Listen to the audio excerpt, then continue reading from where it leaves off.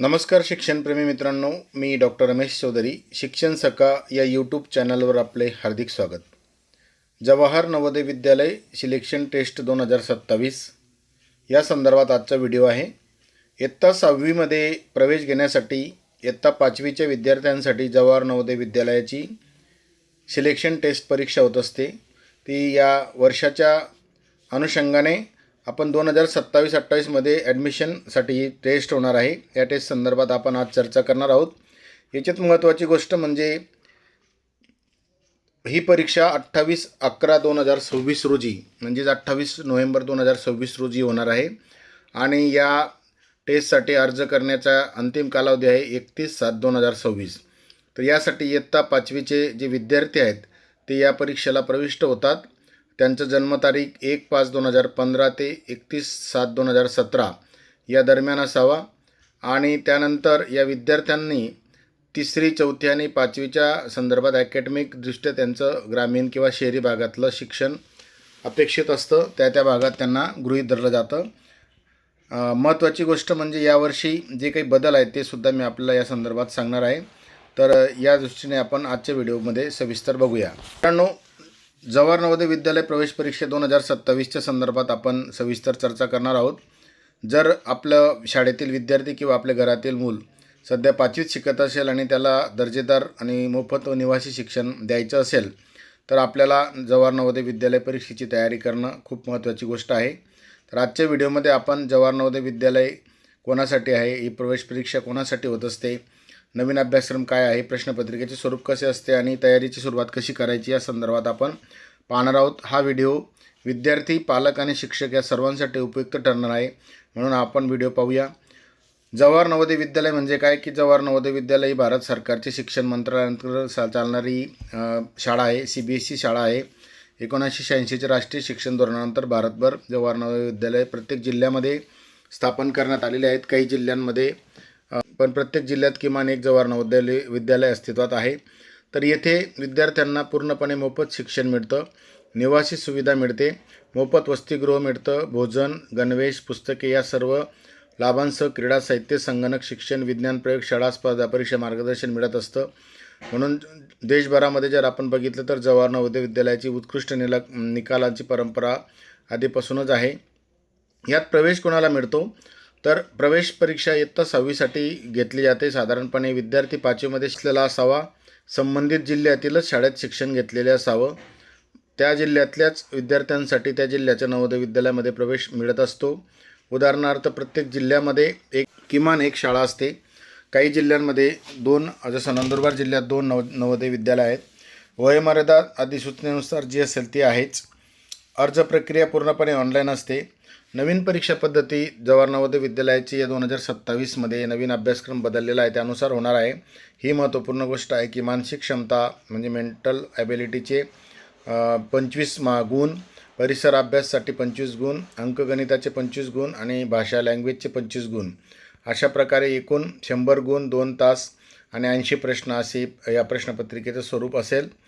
यामुळे विद्यार्थ्यांना आपल्याला 4 विषयांची महत्त्वपूर्ण तयारी करणे आवश्यक असतं. जसं मानसिक क्षमता म्हणजे मेंटल ॲबिलिटी टेस्ट, परिसर अभ्यास, अंकगणित आणि भाषा. तर नवीन परीक्षा पद्धती 2026-27साठी जी लागू करण्यात आलेली आहे त्यामध्ये या प्रकारे यावर्षी 80 प्रश्न असणार आहेत आणि या प्रश्नांमध्ये मानसिक क्षमता चाचणी म्हणजे मेंटल ॲबिलिटी टेस्टचे 20 प्रश्न असतील आणि 25 गुण असतील. परिसर अभ्यासाचे पण 20 प्रश्न असतील आणि 25 गुण असतील. याने दोन्ही विभागांसाठी मिळून 1 तासाचा म्हणजे 60 मिनिटांचा वेळ असेल.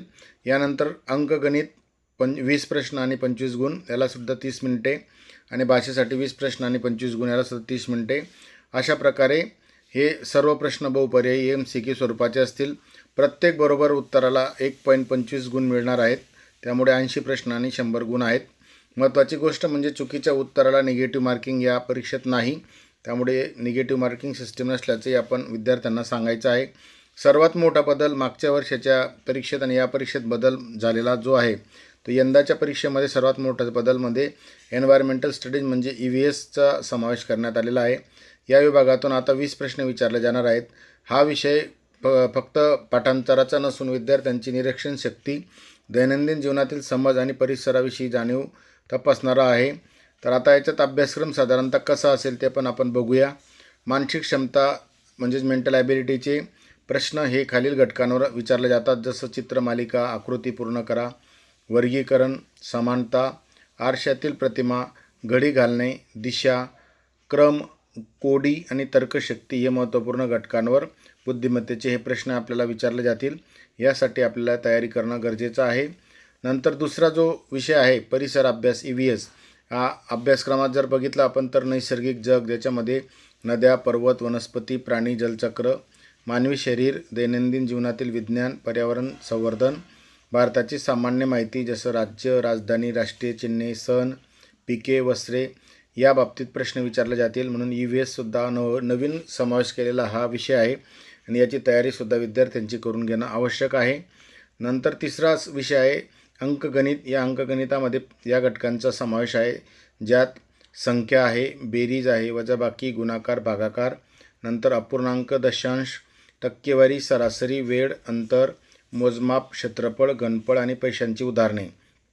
हे सर्व प्रश्न जे आहेत ते पूर्णपणे प्राथमिक स्तरावरील इयत्ता 5वीच्या अभ्यासक्रमाचे असतील. नंतरचा चौथा विषय आहे जो भाषा म्हणजे लँग्वेज. याच्यामध्ये उतारा, वाचन करून प्रश्नांची उत्तरं लिहिणे, आकलन, शब्दसंग्रह, समानार्थी शब्द, विरुद्धार्थी शब्द, वाक्यरचना, व्याकरण, भाषिक समज या संदर्भातल्या घटकांवर विद्यार्थ्यांची भाषिक समज तपासली जाते. हा चौथा महत्त्वपूर्ण घटक आहे. तर या परीक्षेची तयारी कशी करायची, तर तयारीची सुरुवात 3 टप्प्यांमध्ये करणं अपेक्षित आहे. पहिला टप्पा म्हणजे सर्व संकल्पना समजून घेणं आवश्यक आहे. नोव्हेंबरमध्ये परीक्षा आहे, तर आतापासून विद्यार्थ्यांची आपण संकल्पनेवर काम करूया. दुसऱ्या टप्प्यामध्ये आपल्याला प्रश्न उत्तर सोडवण्यासाठी दररोज काही प्रश्न उत्तर सोडवण्याचा प्रयत्न करावा लागेल. आणि तिसरा टप्पा म्हणजे वेळेचे नियोजन करून शेवटी सराव परीक्षा देणे.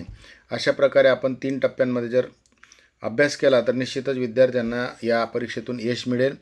दररोज फक्त 30 मिनिटे मानसिक क्षमता, 30 मिनिटे गणित, 30 मिनिटे भाषा आणि 30 मिनिटे जर आपण परिसर अभ्यासचा अभ्यास केला तर निश्चितच काही महिन्यामध्ये याची उत्कृष्ट तयारी होऊ शकते.